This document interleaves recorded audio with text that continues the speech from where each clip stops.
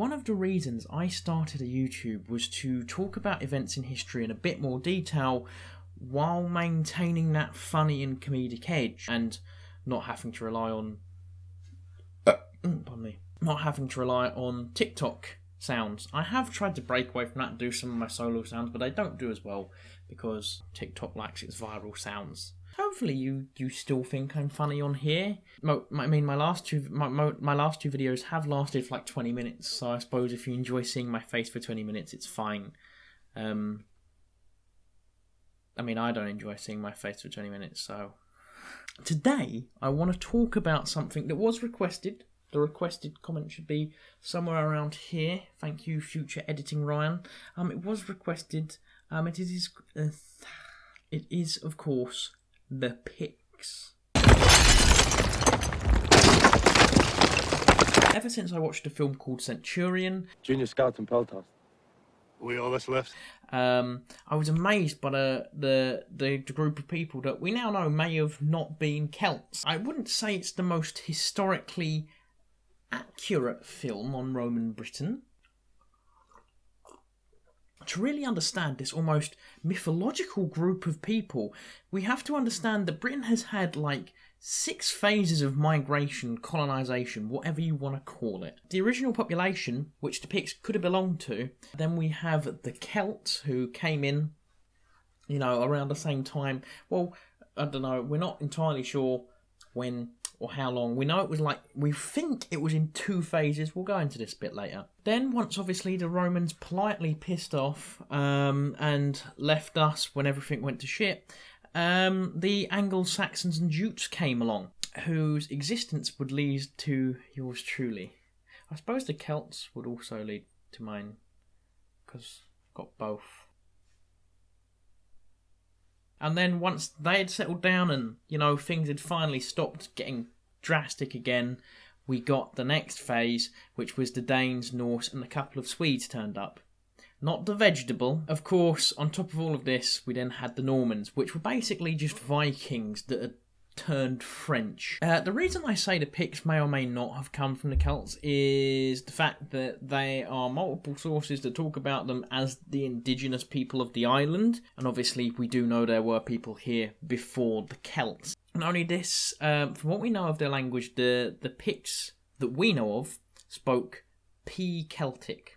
I hope I've got that right. Or a Brythonic language, which is also pronounced Brittonic, depending on how you want to pronounce it. This does, however, relate to modern Welsh or Cornish. Well, this lad's got Cornish blood running through every vein. The language spoken today, Scots, is Q-Celtic, and I believe Gaelic is also spoken in Scotland. From what we know, which I will reiterate a lot, is very little of the earliest settlers of pre-Celtic Britain is that they may have spoken languages similar to Basque, which is one of the only pre-Indo-European languages that still exists. From what we know, that the Celtic migration and / colonisation happened in at least 2 phases, as I said earlier. This may not have been that violent, although the Greeks and the Latin peoples... They would disagree. The reason I say that joke is because normally when the Celts rock up, it's not to say hi. The Celts sacked Rome, for one. In fact, there's a great Celt versus Greek story that I would love to cover at some point in great detail. The reason we don't know how aggressive the Celt arrival to Britain really was is because no one really had any records of it. DNA offers some answers, but obviously not the full story. We know that the indigenous peoples did stay somewhat in the population because we can find DNA, so we know that they weren't completely wiped out. So at the very minimum, if it was a violent takeover, they were subjugated and incorporated into the Celtic population, that or they might have just all fled north. This is also why we don't really know much about the Pict language, because it could be a sort of Celtic, pre-Celtic blend, because the Pictish language is a guess. A lot of what we know about the Picts is entirely guesswork, because the Romans didn't conquer them, they didn't catalogue a lot of stuff. Well, they gave it a go, and they may have destroyed a lot of stuff. So, pros and cons. And of course, everything I just told you could be completely and utterly wrong. The various Pictish cultures, side note again, we don't know how many Pict cultures there were. Was it just one culture? Was it just one tribe? Was it various cultures? We don't know. The Romans also referred to people who lived in Scotland as Caledonians. Were they a separate culture and group of people? We don't know. Anyways, the Picts and their culture, or cultures, are almost entirely unique to the British Isles. There is nothing really like them other than the Celts anywhere else, and it's at this point that some similarities have been drawn to Scandinavian tribes. I know this could be sounding very confusing, but trying to find any concrete knowledge or evidence or anything on the Picts is like trying to avoid getting banned by TikTok for hate speech. So to try and clear this up, because it is very confusing, there are three main ideas that we currently have as to where the Picts came from. The first is that they were part of the native diaspora of Britain. They were already here before anyone else, before the Celts or the Romans. They were there first and they were part of that native population, which in itself could have been multiple migrations. We don't really know that much about Neolithic Britain. The second idea is that they were a migratory tribe from Scandinavia, and the theory goes that they would have sailed along like the European coastline. They wouldn't have gone straight across. They wouldn't have just gone straight down, which is the logical answer, but I suppose then at that point you don't know what's there, so following the coast would make more sense. It does tie in with a myth/legend in Irish folklore, where the strange tribe appeared on the coast and they had forgotten one key thing to start a settlement. I keep having this nagging feeling that I've forgotten something. Hey, if you forgot it, it probably wasn't all that important. They forgot to have any women. So this lovely Irish tribe, which may or may not have been pre-Celtic, we don't know quite where the myth comes from, gave them some women. The last idea is that the Picts were part of the first Celtic migration, so because it was earlier, they would be very much more stark differences, and then they may have been influenced by the first the indigenous people of Britain. Something that does sort of is an interesting piece of evidence is that the Picts did have an alphabet. The Pictish alphabet did exist.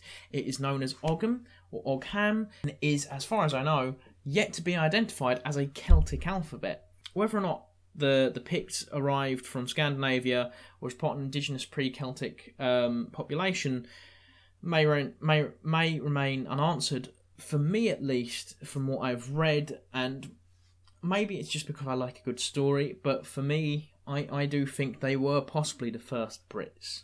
The Picts would have lived in rather small settlements, which could often be moved with relative ease, which is something that would help prevent the Romans from completely conquering them, which is something I'll definitely go over in a sec. However, the Picts did have some protective, defensive buildings, such as a broch. A broch is something like a chambered tower which you could seal off and live inside, and no one would be able to get in without a solid amount of force. Later they would go on to building crannocs, which had the same effect but were normally built over water, which I feel like, looking at the pictures, were a bit more flammable, so I'd rather stick to the broch. It did actually create some impressive megalithic structures, again hinting they were here for a very long time, such as the Ness of Brodgar. It's now got Ragnar the Red stuck in my head. There once was a hero who came Ragnar the Red, who came riding from right one old Rorikstead. And on that note... And many of these actually survive to this day. You can go and visit them in Scotland. Now we have a rough idea of who the Picts were. We can have a look, and we can look at saying we have a solid amount of info on. We actually do have a solid amount of info on because the people who were conversing with the Picts at this point did a lot of info on them. Picts in Roman Britain. The first mention of the Picts comes from the Roman writer Eumenes.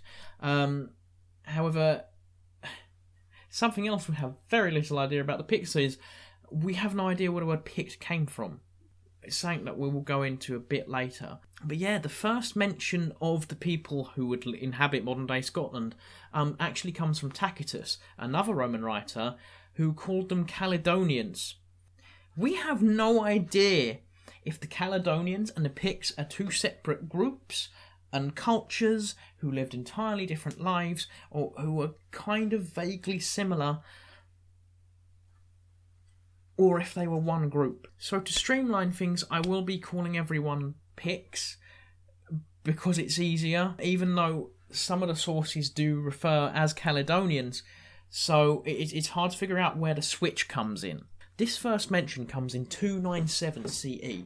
Before this, the only mention is Caledonians, although the Picts may have just been in the peoples who inhabited like the northern parts, like the highlands. This entire experience for the Romans was about to turn into a Roman "the hills have eyes." The common description of the Picts that the Romans gave us was that they wore no clothing, just iron chains worn around the throat and the waist.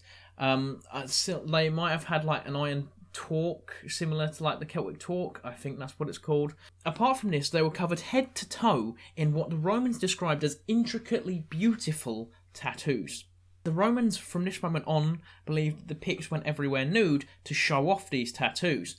However, this is an obvious explanation for the name Picts, which it translates to Picti, which means painted people. So this is one explanation of where the word Pict could have come from. We know they had these tattoos. Most like tribal cultures had tattoos at some point. Whether it was part of the Pictish culture already or whether the Celts brought it in, we don't know. And the issue I do have with this mainly, and a lot of historians seem to have, is we're talking about a group of people who live in Scotland. A group of people who live in Scotland who apparently spend all of their time naked. The Romans also paint, pun intended, the Picts with a very warlike brush. This could be because they saw them much like the Celts, who the Romans had been fighting for the better part of their existence. But when the Celts were coming down and doing all their bits and bobs, the Romans didn't have a good experience. And so when they expanded, they were also mostly fighting Celtic settlers as Rome began to expand. The Greeks, who also filled up a big portion of the empire, had also had experiences. There was also a little tiny tribe that settled in like Anatolia, which does still have some genetics there today, which is an interesting side fact. If you look at the size of Boudicca's army, provoked or not, kind of says an angry warlike reaction. No, they didn't exactly go through and sign a petition. Provoked or not, the Celts did have a very fond pastime of bashing Roman and each other's skulls in. You can understand how a similar sort of culture would be presumed to be the same. But there isn't actually much evidence that before the Romans turned up, that the Picts were actually that violent. This also could be because we don't have that much evidence for anything the Picts did, but hey-ho, this is history. In a second, you'll actually see how the Romans made some serious inroads into Scotland before any real resistance took place. Unlike the first meeting of the Romans and the Celts under Julius Caesar, in which the Celts literally followed the Romans across the White Cliffs of Dover and met them at the shoreline and literally turned up and was like, "You need to leave!" The Romans didn't leave, at least at first. They did leave in the end, but then they came back. That it could be that they'd been warned by someone from Gaul, like this guy Julius Caesar. He was coming to rock your world, and not in a good way. Some people in Gaul did do quite well under the Romans, but that's how history goes. Some people thrive, some people don't. Anyhow, in 78 CE, a guy called Gnaeus Julius Agricola is the new governor of Britannia, and is given the task of bringing this wild and untamed corner of the empire under control. He starts by putting down a rebellion in modern-day Wales, or Cymru. I think that's how you pronounce Wales in Welsh. The next year, he would secure the Roman position in the northern parts of what would become modern-day England. And with this down, he pushed into Scotland in 79 CE. Agricola marched into Scotland with a 20,000-strong Roman force that literally just waltzed right past the fragile defences put up by the locals. This would quickly turn into brutal guerrilla warfare and something the Romans would not ever learn to enjoy. Because like any imperial power, they weren't ready for it. Now, the Romans pushed past southern Scotland. That's a weird sentence. They moved up along the east coast, and eventually a chieftain called Calgacus managed to unite the various tribes into a large chunk, which had mostly fled Roman territory, because the Picts, surprisingly enough, didn't like being subjugated. Eventually, the 30,000-strong Pictish army would meet the 20,000-strong Roman army along the slope of Mons Graupius. I apologise if I've mispronounced that. Their infantry would be in the centre, flanked by cavalry either side and chariots in front of the infantry. The Romans positioned below had auxiliary infantry with cavalry positioned either side, and a Roman legionary force and 4 regiments cavalry situated behind them. Because why use the Romans when you can use your expendable people? Before we get into the battle, I do want to read out Calgacus' speech. I'm going to have to look at the screen for this because I can't paraphrase, and I do like to go slightly off from my script, but I want to get this word for word from what I've found because it is quite powerful. I have a sure confidence that this day and this union of ours will be the beginning of freedom for the whole of Britain. To all of us, slavery is a thing unknown, and there are no lands beyond us, and even the sea is not safe, menaced as we are by a Roman fleet.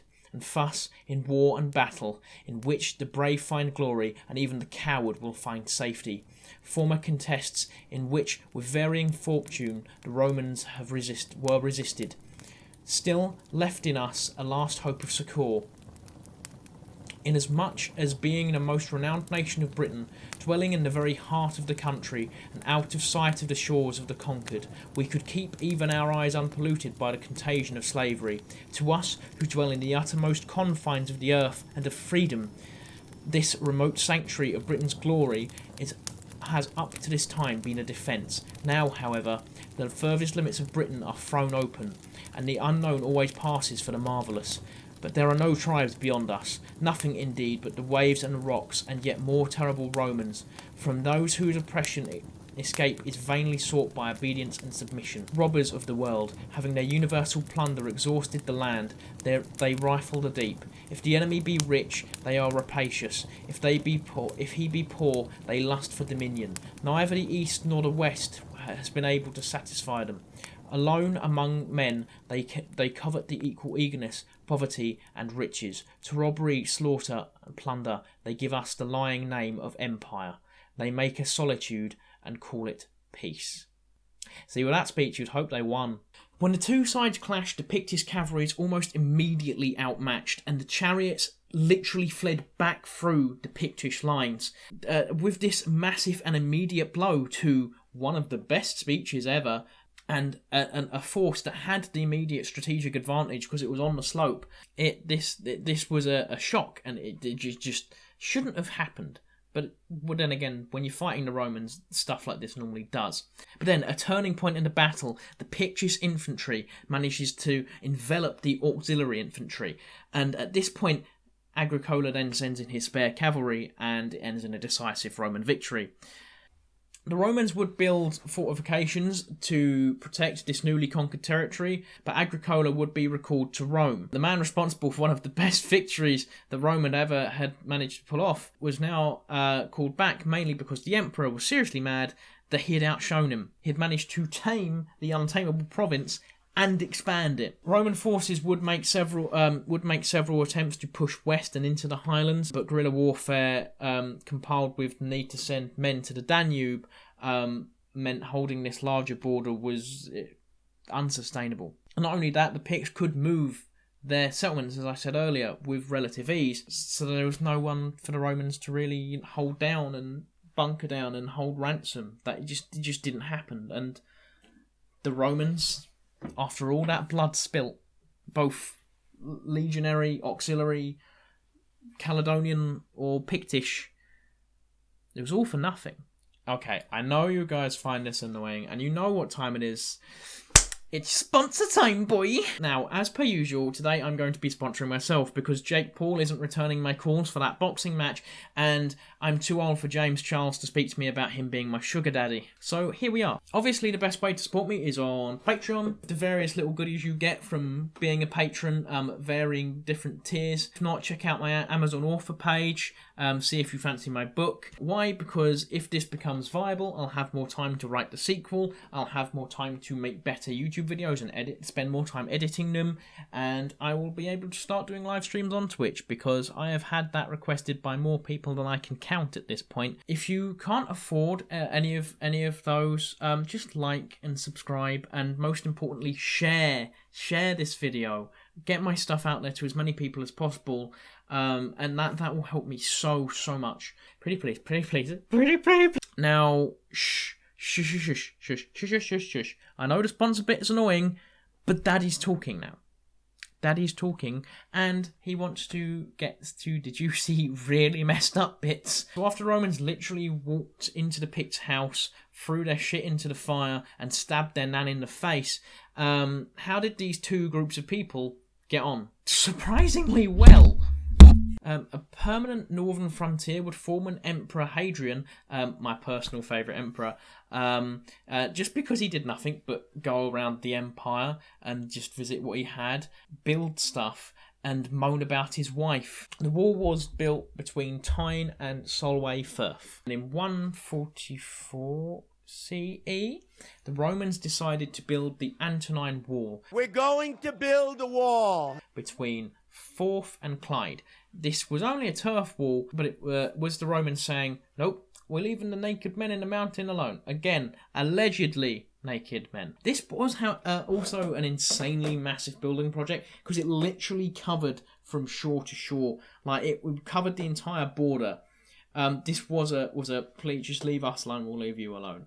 The Pictish raiding parties, however, who wanted to plunder the most northern Roman settlements, they decided to sail around the wall.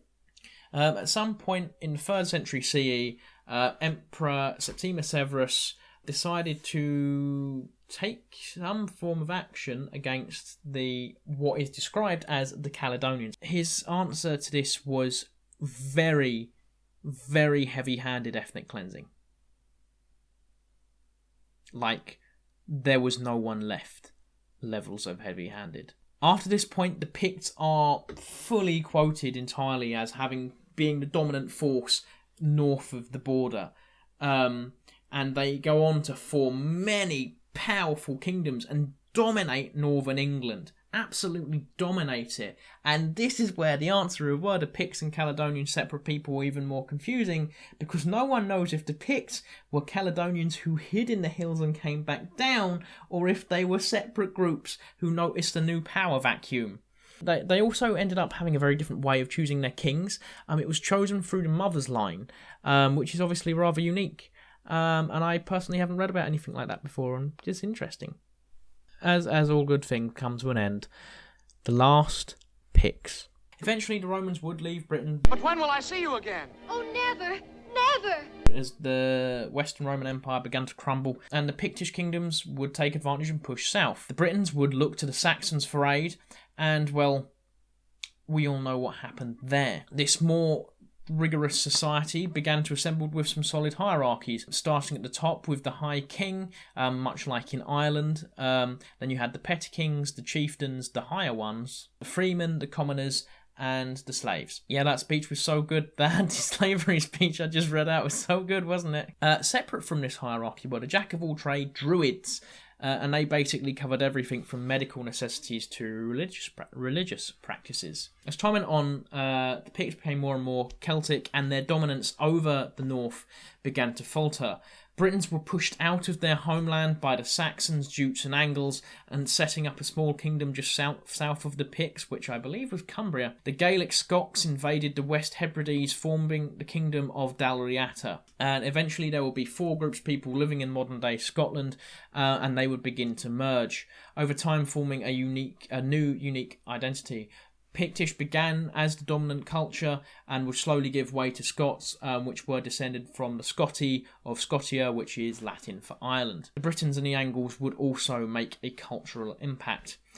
The last Pictish king would die allegedly in battle against either the Scots or the Danes / the Norse, because again, no one keeps copies of anything the Picts did. What does everyone have against the Picts? But following this, the king of the Scots, Cined mac Alpin, or Kenneth, I love the fact that's the two versions of the name you can say.